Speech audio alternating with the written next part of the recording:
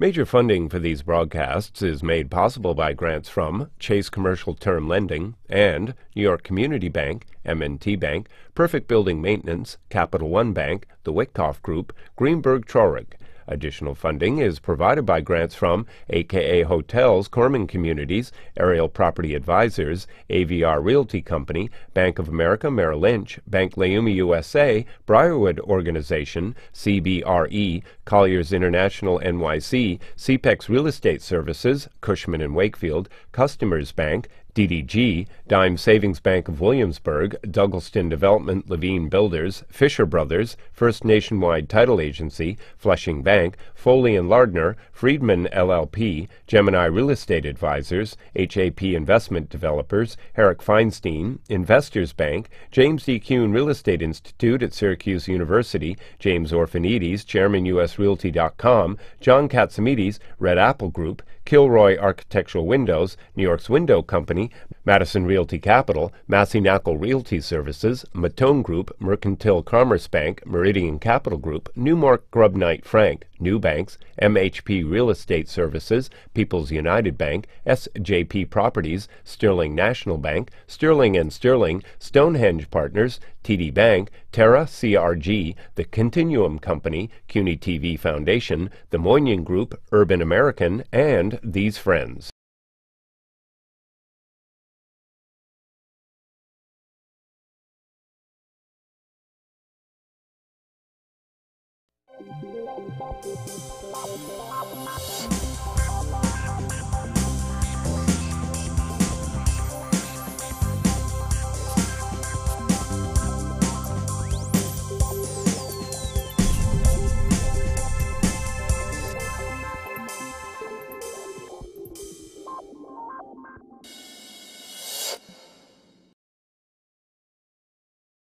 So in those immortal words of the pitchman for Crazy Eddie, these prices these days are insane. We are in one of the best real estate markets that we've seen in years. So today I've assembled this group of pros, leaders, experts, maybe we'll call them old men, or people who ate the apples from my show, to tell us their views on the state of the market. My guest includes Steve Siegel, who's the chairman of Global Resources for CBRE. Bruce Mosler, who likes to keep the same title, who's the chairman of Global Resources for Cushman and Wakefield. And last but not least, the sane person amongst the group, Ofer Yardeni, who is the chairman and co-CEO of Stonehenge Partners. So you spend most of your time in residential. Bruce, we are not sure what he does most of his time, but it's in the office. How do you see this in all the years that you've been in the real estate business? Where are we? So I've been in this business for over 25 years. And clearly, in terms of the market, this is the highest market I've ever experienced. But when I look at this market, I find it to be a very, very healthy market. And I am not concerned about this market and about the rents the way they are right now. You know, before Mr. Mosler and Mr. Siegel took their bite of the apple, they sat in the other room, and I think I heard Mr. Siegel say he's worried about a little frothy, because there are, you know, things are wonderful, but people, law firms are signing leases, but they're taking less space. They're reducing the amount of lawyers for certain things, different things. What were you saying about that? I think there's just a flight to efficiency and to quality, and they're not mutually, what do you call it? Exclusive. Exclusive, because there's a flight to quality and efficiency, and there's a flight to efficiency and not necessarily newer buildings with LEED certification and efficient floor plates. But there's no question there's a flight to efficiency. But that's in your traditional business sectors. That's in your corporate sector, that's in your service sector, in your technology and your media information. That's the exploding marketplace. And if by some good fortune that exceeds the industries that are contracting, we'll be fine. And so far that's been the case. And we'll see going forward. There's been a lot of leases recently, Skadden Arps and White & Case and Time Inc. and to some extent Time Warner, all making significant moves or commitments to move that are taking less space than they're leaving. But at the end of the day, there's interest in a lot of that space they left, and we'll see where it goes. Bruce was talking about absorption. What were you saying about absorption before the show? Yeah, no, just a couple of interesting figures because I took a look before the show, as I tend to like to do. So through third quarter this year, we're already 4.4 million of net positive absorption. That is against last year where we had negative absorption of 0.4 million. So that swing is enormous. And Steve just talked about what is making up that swing. It's growth in the tech and TAMI sector. Technology, advertising, media, and information-based companies want to be in the urban environment, want to be in these new neighborhoods that we're seeing generate the significant interest. Midtown South, Midtown West, downtown. Downtown now has a vacancy that's under 11%. We've seen the most growth in rent actually in downtown. Percentage rent. And all of this, I think, is a function of the paradigm shift that's taking place. Companies have looked away from Midtown. Not to say Midtown won't do well, it will. It will be more international, in my view, than it's been in the past. Those properties that have been well invested in will do fine and capitalize on their investment. But we've seen a shift from the traditional Midtown sector to an interest in Midtown South, Midtown West, and downtown because it's where the interesting space is, where the efficiency. Well, there's also no as Steve talked boundaries. about. I mean, there's just New York now. There's really no downtown, Midtown South, Yes, Midtown. yes, You better, know, better but- stated. That's right. Unfortunately, once again, you're talking Manhattan-centric. And Yes. as I've always said to Ofer, who finally learned about going to Brooklyn, he's been to Williamsburg. I'm not sure about downtown Brooklyn. But I know that you know the boroughs. You grew up in the Bronx, and you know Brooklyn and your other investments on your residential side. I was with someone yesterday at a presentation at a financial institution, and this lender, who's let's say an interim lender, was talking about financing a construction of a office building in Williamsburg. Now, I know downtown, I know there's Dumbo Heights in Brooklyn, we know what's happening in Long Island City, which is growing today because of the convenience of the transportation. Williamsburg, as Ofer said before, it's a very nice place, but don't try to take the subway because it's so crowded on this side. Do you see... The L train, is that the L train? Yeah. Right. Do you see the potential of a 100,000 square foot office building doing well in Williamsburg? I mean, I think and as the Bruce, Bronx and all by the that. way, when you first said you're Manhattan-centric, I thought you wanted to hear about Hanoi, because I have a great deal of information. I like to check before I leave. So.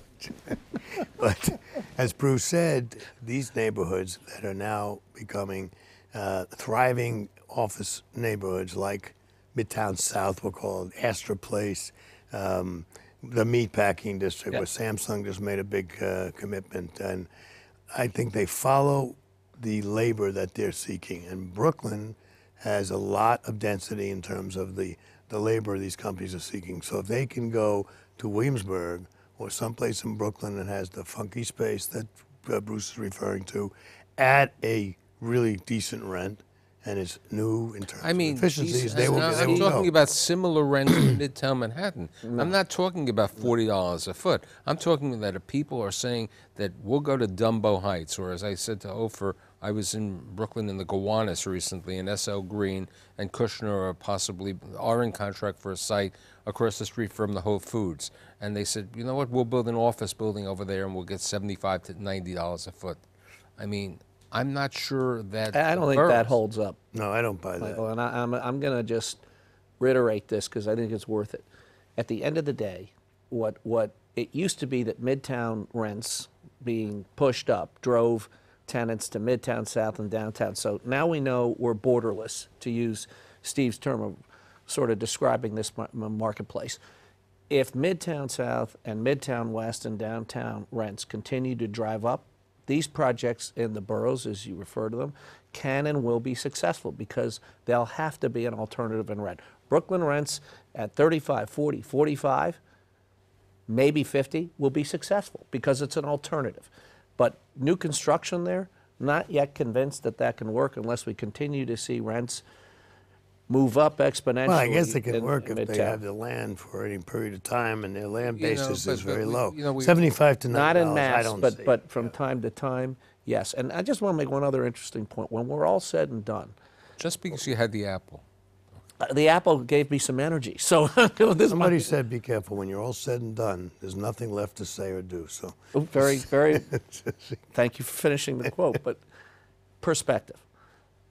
Midtown West is roughly 28.6 million square feet. The vision of Michael Bloomberg Do you to have get a teleprompter in No, your I don't. ears? I swear to God, I don't. But these are not obscure facts. It's 28.6 million square feet, and to draw an analogy, that is the size of the Dallas marketplace. So it's an enormous market that has been invested in, that is succeeding, that will succeed in the long term. Testimony to how Manhattan has become, I think, the marketplace of the future. All these other markets have to succeed on the basis that we continue to thrive here, and they provide an alternative in rent that is economic, on balance, How do not we- in every let- instance. Let's look, you know, Ofer, as I joke, but it's a reality. You are Manhattan-centric with regard to your Yeah. apartments. Now, a number of landlords and developers have recently built in Long Island City and downtown Brooklyn. We have 9,000 apartments coming on in both Long Island City and in downtown Brooklyn, besides the Williamsburg and the Clinton Hill and all the others. How do have you evaluated the boroughs, or I just want to get some ideas. I always look at the boroughs, and I always look at whenever I can invest in the residential market. But I always come back to New York City, to Manhattan, because I see that really the appreciation you are going to have the most here in the city. I think when people started to move to Williamsburg, they started to move because it was value. Today, they are staying there because it's a lifestyle. But when rents are starting to be higher in Williamsburg, then you have rents in the Upper East Side. And yes, it was very nice when you're a single guy to live in Williamsburg. But now when you get married and you want to have a 2 or 3 bedroom and you want to send the kids to school, you're not going to live in Williamsburg. You're moving to the Upper East Side, that is really the most depressed market in the city. And people I see So are starting to come back. saying to me the Upper East Side is becoming the low-cost alternative? The low cost, Yeah. the First Avenue, Second and Third are the low cost for living for families in New York City. Rents, you can find rents below $60 a square foot for 1 or 2 or 3 bedrooms. I'm not talking about York Avenue, but I'm talking First, Second and Third. This has become the place where families are coming back. They're not going to live in the Mid Market or in Chelsea. Yes, it's nice to go there at night. But so I see how the young generation, and in fact Steve wanted for his daughter to have an apartment in the cool area, the Greenwich Village. But Village, Park Avenue South, but below so this is 30th for the Street. young kids that are graduating from school, or the students. And one thing I want you to know, you all talk about jobs and growth, but we have 28 buildings in our portfolio, close to 4,000 units. 15% of our tenants are students. Nobody talks about it. We have 600,000 students that are here, over 100 universities. So 15% of our tenants are students, not like Fred House of Wisconsin or Madison. These are either foreigner or local, or guys that their parents can afford to pay between $3,000 to $5,000 a month rent. And then we have 5% of trust fund kids that don't work. So really, 20% of our tenants do not even are in the job factor. So the market is very healthy. And I think that the boroughs, if there will be a reduction and slow in the market, I see Long Island City is the first place to get hurt. And then Williamsburg, and then... You talked about the city. the great transportation in Long Island City. I still think that's its biggest problem. I don't. Agree. I mean, I don't see there are sections with good transportation, but a lot of these things are 2, 3, 4 blocks from the nearest train. That to me is not great transportation. Downtown's great transportation. Soho, You Chelsea. know, I want to speak about the transportation. When I meet with investors or foreign guys that are coming first time to New York, I tell them, New York City, it's not about location, location, location. It's all about transportation, transportation, transportation. You can take the same apartment that is on 3rd Avenue in the 70s, and it will rent 20% higher than if it's on York Avenue or 1st Avenue, just because of the subway system. It also sell for So more than exactly. York Avenue. No, Yeah. but so once you will have the 2nd Avenue subway, once you are going to, people, the transportation is very, very important. And I think that being around the transportation for jobs and for people to live is very For a important. kid who grew up in the Bronx, you know, there has been recent developments in the Bronx. You know, Taconic sold the building, the banknote building. Simone is building a lot of other developments over there. Do you see the, and you know, you're on both sides of the coin because of the SG2. Do you see the Bronx growing much better these days?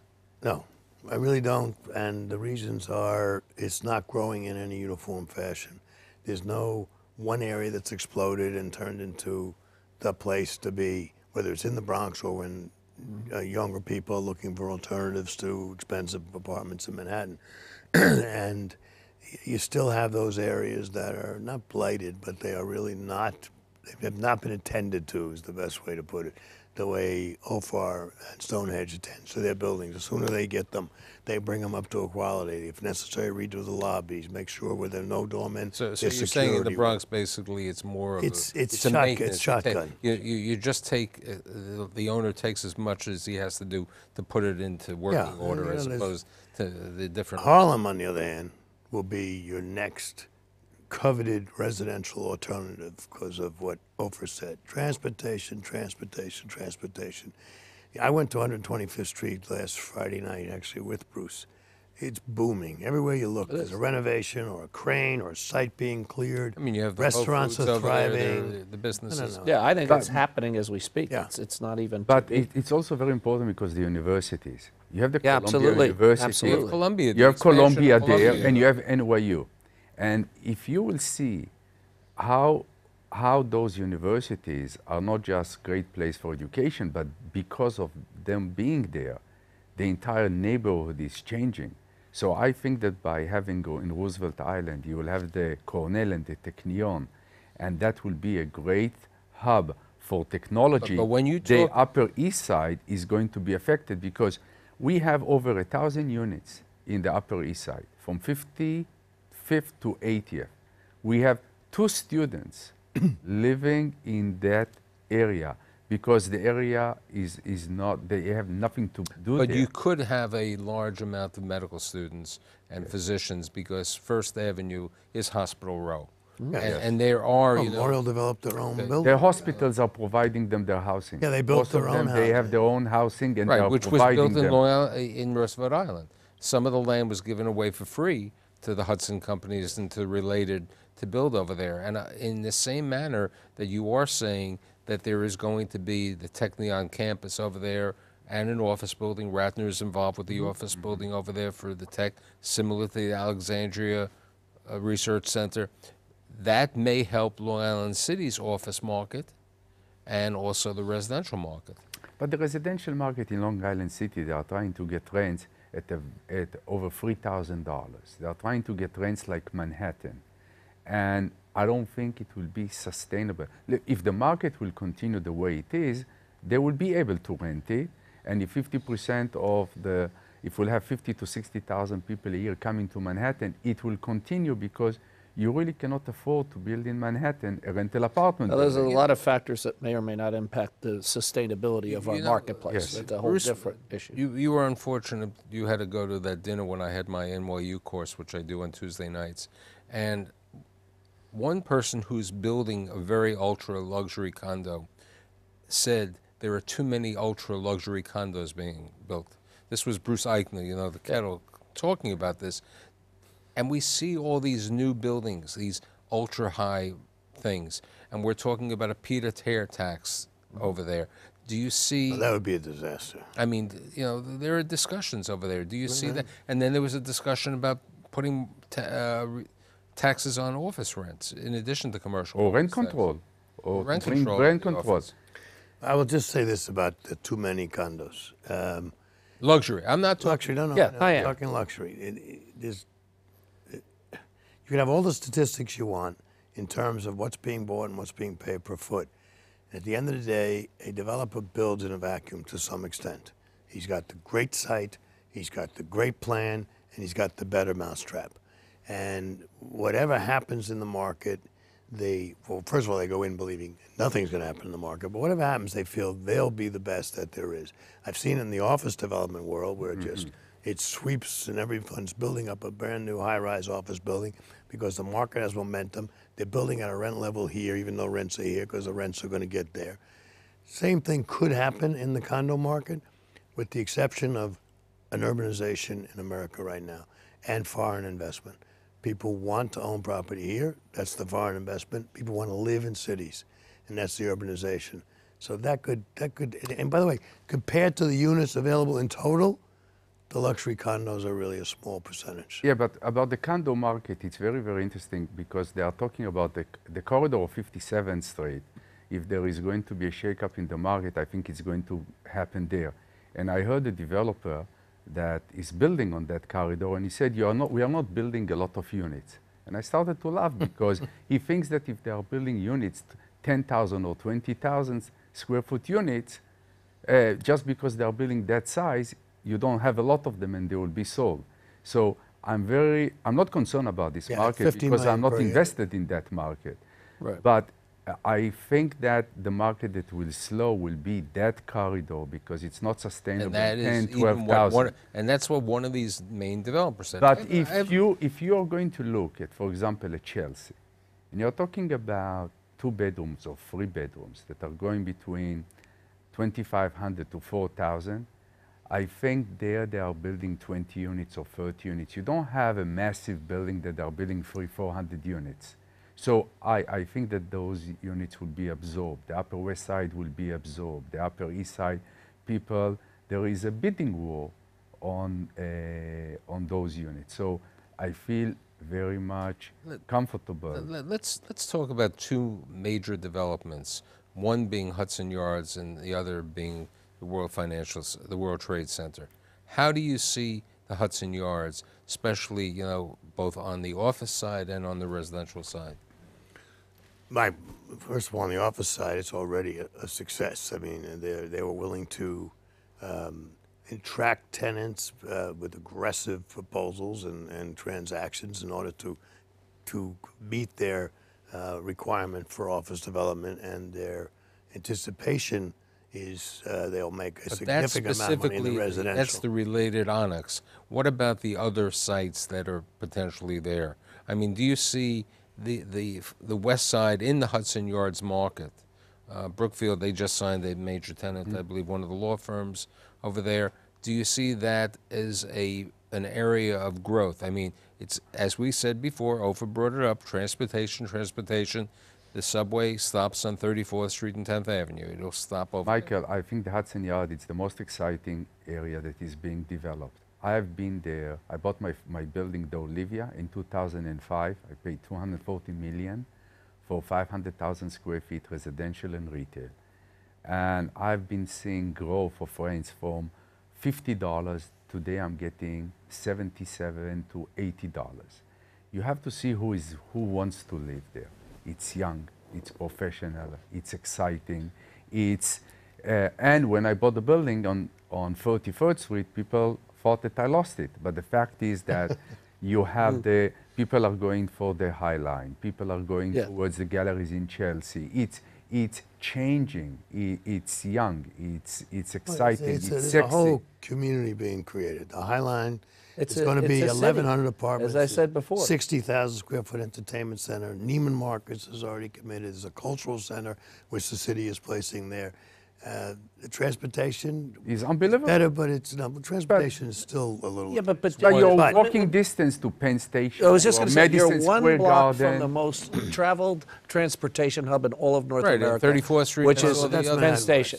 Yeah. Well, yes, Yeah. but I think one point that I want to kind of emphasize as we talk about companies that want to be in these neighborhoods, really the driving force behind that is, as we've touched upon, the workforce. companies today compete for the talent. And to compete for the talent, they have to be in a location where the talent wants to come. So there is a circle that we have to draw around this. These young millennials, as you said, Ofer, want to be in a neighborhood where they get the opportunity to have a block from where they live, the nightlife, they can be in space that's exciting and interesting and collaborative. And the space that's being built, whether it's related or whether it's Brookfield Properties or the other developers that have now invested in the neighborhood, they're building efficient space, as Steve said, column-free space. And we have to draw this back to the fact that the average age of a building in New York is 50, 60, 70 years. So you have to have new product. And I think this has been thoughtfully done. You know, you bring up the age of buildings. Yeah. It has been the discussion about the rezoning in Midtown South. In Midtown, not Midtown South. Yeah. What do you see that finally happening, Steve? Yes, Bruce? well, there's a building on the blocks that I think will happen. Right. One SL Vanderbilt, Green, right? yes, I think that'll happen. It's 1.7 I agree. million I think it will square feet. happen.